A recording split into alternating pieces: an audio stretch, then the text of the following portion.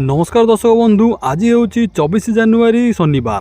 चलतु आज दिनर किसी मुख्य खबर उपर नजर पकाइबा। प्रथम रही सलमान खान को नोटिस जारी करिछि दिल्ली हाईकोर्ट। चीन रो एक एआई आधारित वॉइस जेनेरेशन कंपनी द्वारा आवेदन दाखल पर तांकु एई नोटिस पठा जाइछि। एथिरे सलमान को व्यक्तित्व एवं प्रचार अधिकार को सुरक्षा प्रदान करुथिबा कोर्टर अंतरीण आदेश को कंपनी चैलेंज देइछि। परवर्ती खबर, गणतंत्र दिवस रे अटैक नहीं योजना करुछंती पाक आतंकी। दिल्ली रे सुरक्षा कड़ाकड़ी। भारत भितर अटैक करिबा पई पाकिस्तान योजना करुथिबा विशेष गोइंदा सूत्ररू सूचना मिलिछि। एपरिकी राजधानी दिल्ली रे एही आक्रमण हेबा नै चिंता प्रकट होईछि। गोइंदा विभागरू आसीथिबा सूचना अनुसार बांग्लादेश देई किछि पाकिस्तानी आतंकी देश रे पसी पारंती और सेमाने आसंता गणतंत्र दिवस रे अटैक करिबा पई योजना करुछंते। परवर्ती खबर, माओ संगठन को आउ लागिछि बड़ झटका। एनकाउंटर रे टळिले 15 माओवादी। एमानंक मध्य 1 कोटी पुरस्कार घोषणा होइथिबा जणे कुख्यात माओ नेता अनलदा भी निहत होइछि।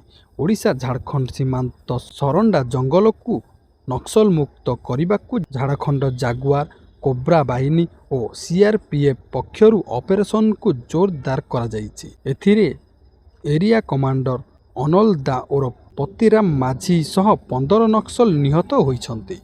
परवर्ती खबर, सोनपुर वीर महाराजपुर व्यापक परिमाणर कफ सिरप जबत, 3 अटक सह 2 गाड़ी जबत।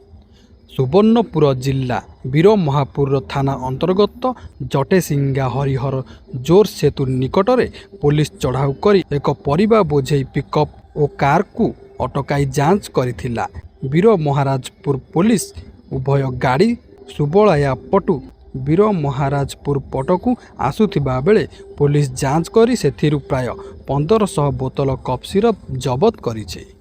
परवर्ती खबर, शंख भवन आगरे अरविंद महापात्रंक समर्थनक मेली। पाटकुरारू आसीछंती अरविंदंक शह शह समर्थक।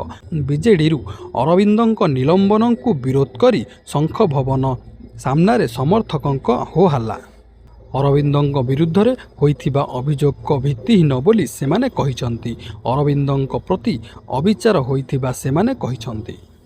परवर्ती खबर, भुवनेश्वर रे पेट्रोल और डीजेल दाम रे बड़ परिवर्तन। आज भुवनेश्वर रे पेट्रोल और डीजेल दाम परिवर्तन होइछि। नुआ तेल दर निर्धारण करिछंती तैल कंपनी। शुक्रवार भुवनेश्वर समेत अन्य स्थान मानकर पेट्रोल मूल्य और डीजेल मूल्य निर्धारण करा जाइछि। भुवनेश्वर रे पेट्रोल और डीजेल नुआ दर जारी करा जाइछि। शुक्रवार पेट्रोल दर लिटर पिछा 100 टंका 93 पैसा रहिथिबा बेले डीजेल मूल्य रहिछि 92 टंका 51 पैसा। परवर्ती खबर, खुशी खबर देले केंद्र सरकार। चाषी अकाउंट को आसीबो टंका। भारत में लक्ष लक्ष चाषी बास करती।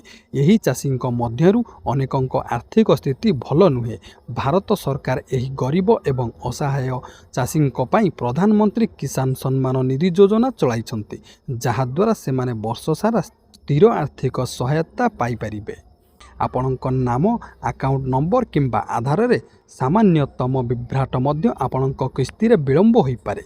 तेणु सरकार पोर्टाल माध्यम रे किंबा आपणक निकटस्थ कृषि कार्यालय को जाई आपणकर विवरणी तुरंत अपडेट करिबा भल। एही प्रक्रिया को अनेक राज्य रे बाध्यतामूलक करा जाइछि। सेहीपरि पूर्व किस्तीर समय सीमा आधार रे परवर्ती 4 मास अर्थात फेब्रुआरी रे शेष होइछि। एहा को आधार करी एहा विश्वास करा जाउछि जे फेब्रुआरी 22तम किस्ती जारी होई पारे। फेब्रुआरी रे 22तम किस्ती जारी होई पारे। तथापि सरकारक द्वारा एपर्यंत कौनसी सरकारी तारीख घोषणा करा जाई नाही। एही योजना अधीन रे केंद्र सरकार योग्य चाषी माननकु वार्षिक 6000 टंका प्रदान करंती। परवर्ती खबर, मोहन सरकार बड़ भेटी। गोटे दिन में 2-2टी बड़ घोषणा कले मुख्यमंत्री मोहन माझी। प्रथमे सुभद्रा टंका महिला खाता को पठाई बेले एबे आउ एक बड़ घोषणा करिसंती। बढ़िला भत्ता। ग्रामांचल रे कार्य करुथिबा ग्राम रक्षी को नुआ वर्ष भेटी देइछंती मुख्यमंत्री मोहन चरण माझी। समस्त ग्राम रक्षी मासिक भत्ता राशि वृद्धि करा जाइछि।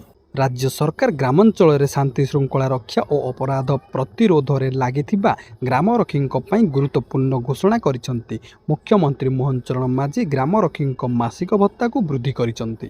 ଗ୍ରାମରକ୍ଷୀଙ୍କ ପୂର୍ବରୁ ଭତ୍ତା ଆକାରରେ ମାସିକ ମାତ୍ର 1800 ଟଙ୍କା ପାଉଥିଲେ।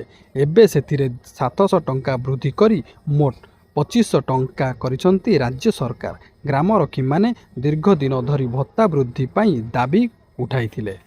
ପରବର୍ତ୍ତୀ ଖବର, ଅଷ୍ଟମ ବେତନ ପୂର୍ବରୁ ସରକାରଙ୍କ ମାଷ୍ଟର ଷ୍ଟ୍ରୋକ୍ ଲାଗୁ ହେବ 50% ଡିଏ। ପୁଣି କେନ୍ଦ୍ର ସରକାର ଦେଲେ ଖୁସି ଖବର। ଅଷ୍ଟମ ବେତନ କମିଶନକୁ ନେଇ ଆସିଲା ବଡ଼ ଅପଡେଟ୍। ସରକାରଙ୍କ ମାଷ୍ଟର ଷ୍ଟ୍ରୋକ୍ ଜାନୁଆରୀ ଜୁନ୍ 2026 ପାଇଁ ଡିଏ ବୃଦ୍ଧି ସପ୍ତମ ବେତନ କମିଶନର ଅଫିସର ପରିସର ବାହାରେ ପ୍ରଥମ ସଂଶୋଧନ ହେବ। ଯଦିଓ ଅଷ୍ଟମ ବେତନ କମିଶନ ପୂର୍ବରୁ ଆରମ୍ଭ ହୋଇସାରିଛି, ଏହାର କାର୍ଯ୍ୟକାରିତା ପାଇଁ କିଛି ସମୟ ଲାଗିପାରେ। କମିଶନ କହିଥିଲେ ଯେ ଯଦି ଡିଏକୁ ମୂଳ ଦରମାରେ ମିଶ୍ରଣ କରାଯାଏ ତେବେ ମୁଦ୍ରାସ୍ଫୀତି ସୂଚକାଙ୍କ ଆଧାର ପରିବର୍ତ୍ତନ କରିବାକୁ ପଡ଼ିବ, ଯାହା ଭବିଷ୍ୟତରେ ଡିଏ ହାରରେ ହ୍ରାସ ଆଣିପାରେ। ତେଣୁ କମିଶନ ସ୍ପଷ୍ଟ ଭାବରେ କହିଥିଲେ ଯେ ଏହା ମୂଳ ଦରମାରେ ଡିଏକୁ ମିଶ୍ରଣ କରିବାକୁ ସୁପାରିଶ କରିବ ନାହିଁ।